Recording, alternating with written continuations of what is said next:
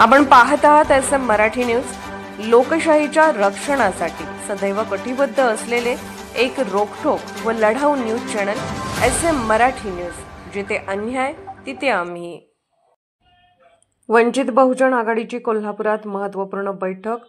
भाजपशिवाय इतर पक्षासोबत युतीस तयार, स्वबळावर लढण्याचाही इशारा। कोल्हापूर सर्किट हाऊस येथे वंचित बहुजन आघाडीची जिल्हास्तरीय आढावा बैठक पार पडली। या बैठकीस जिल्हा व तालुका पातळीवरील सर्व पदाधिकारी उपस्थित होते। जिल्हाध्यक्ष प्रमोद कदम यांच्या अध्यक्षतेखाली ही बैठक झाली। प्रारंभी प्रास्ताविक अरुण जमने यांनी केले। या बैठकीत सर्व तालुका अध्यक्षांनी आपल्या तालुक्यातील राजकीय परिस्थितीचा आढावा मांडला। तसेच आगामी 4 महिन्यात होणाऱ्या स्थानिक स्वराज्य संस्थांच्या निवडणुकांच्या पार्श्वभूमीवर पक्षाची दिशा ठरवण्यात आली। या निवडणुकांमध्ये वंचित बहुजन आघाडी भाजपा वगळता इतर कोणत्याही पक्षाशी सन्मानपूर्वक युतीस तयार असल्याचे स्पष्ट करण्यात आले।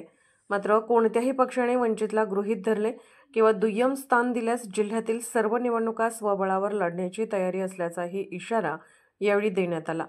या निर्णयानुसार येत्या काळात जिल्ह्यातील प्रत्येक गावात संघटन बळकट करण्यावर भर देण्यात येणार असून आगामी निवडणुकांमध्ये वंचित बहुजन आघाडीचे उमेदवार निवडून आणण्यासाठी कार्यकर्त्यांनी ताकदीने झोकून देण्याचे आवाहन करण्यात आले।